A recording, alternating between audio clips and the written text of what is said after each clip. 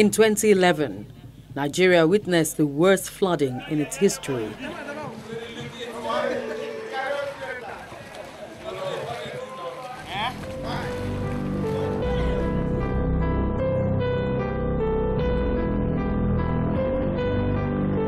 In states like Lagos, Delta, Bayelsa, Anambra, Kogi, and a host of others situated along riverside, the impact of the flood was devastating, destroying farmlands, homes, cars, and even drowning people.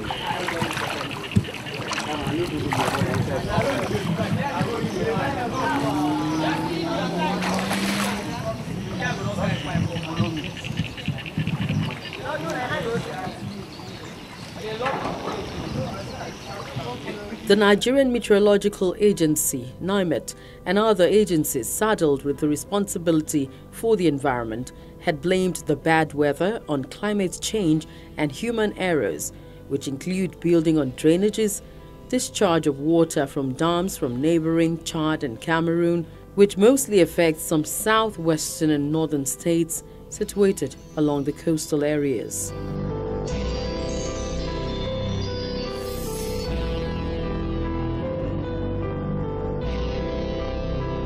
Predictions of bad weather again were presented in 2012, and people asked to vacate their residences in anticipation of the volume of rainfall expected.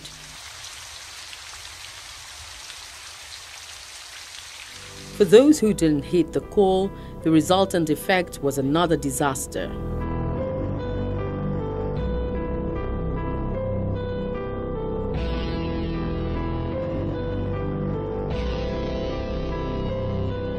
But in the middle of this, some states were affected by man-made disasters. I don't even know how the thing take happen, because we was here inside kitchen. The thing take first come. My room, I didn't carry anything. The whole room, I just to run. The worst part of it was that nobody removed even a single pin. Their children sank inside the water. They had to first rescue their children before the property. So nobody removed even a single. It was very terrible. Construction firm should have take the topography of this area.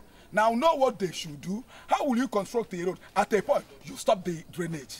Now we are at verge of. In fact, you have seen our places. It's fallen and it's a big devastation. Just like any other year of bad weather predictions, 2015 also comes with its own.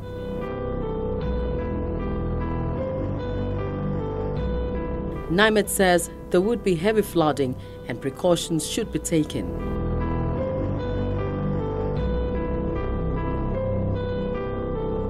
When you have this rainfall accumulate, it could rain today.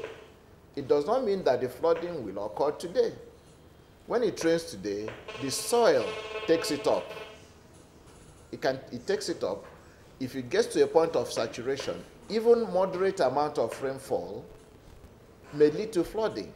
Again, depending on other factors, the development pattern in that area. And that is why we keep saying that people should not build or block drainages to make sure that this flooding does not occur. You can see that the flooding we are having there, we can refer to them as flash floods. They are flash floods. If you have high intensity rainfall, even without dam being opened and so on, these flash floods could still occur. So to take further what the gentleman from our friend from NISA said, yes, this is what the observation today is showing us. It could change. That is why we are mounting this daily surveillance. If it does change, we'll tell you. Don't forget again that what is happening upstream of Niger, our dam in Kainji is a check on it. And from what I hear from them, those dams have been really primed up to handle emergencies. However, in some quarters, the belief is that the energy dissipated on paperwork for tackling emergency cases are not interpreted in reality.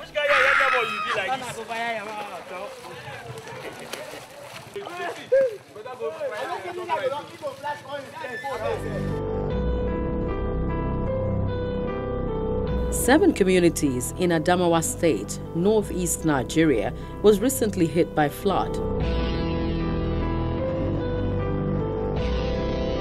This wasn't caused by rain, but the heavy flow of water from Kiri Dam in the state. Emergency effort could hardly salvage enough for residents of the communities who are now homeless, though government plans to resettle victims.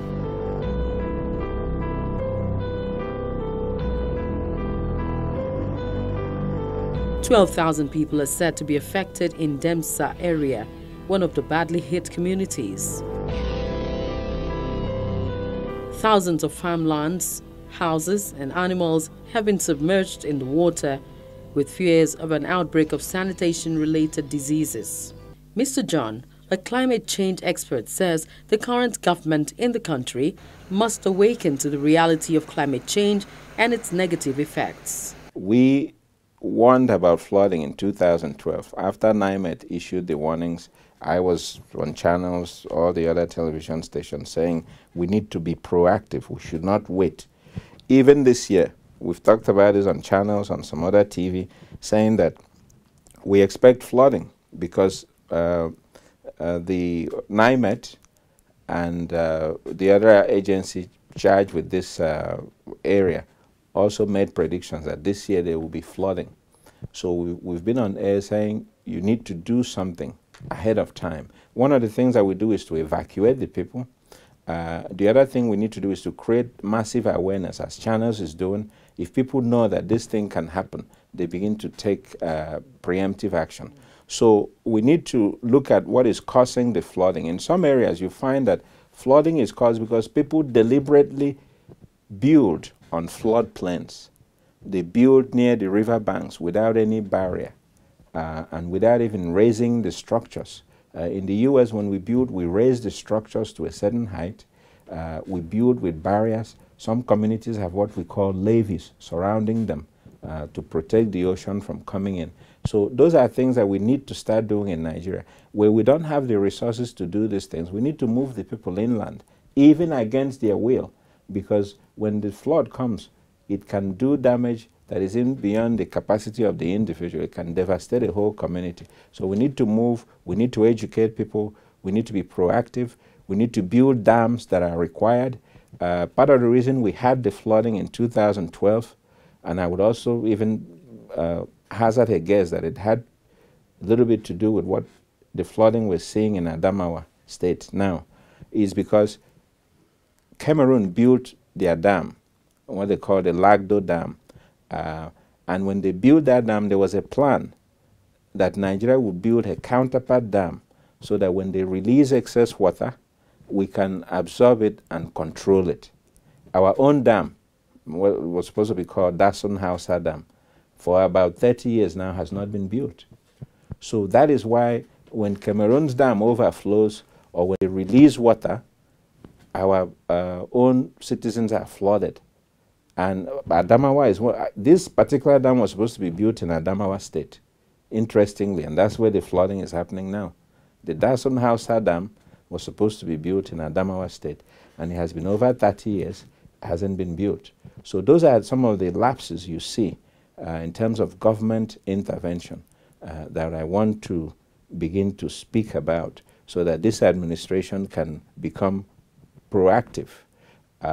One of the things we also see is in the past, sometimes because of political considerations, people who are put in charge of some of these things, dealing with our environment, flooding, sanitation, all those kinds of climate change, you find that those people are mostly political appointees, not people who have the technical competence to deal with it and create a framework that will be proactive.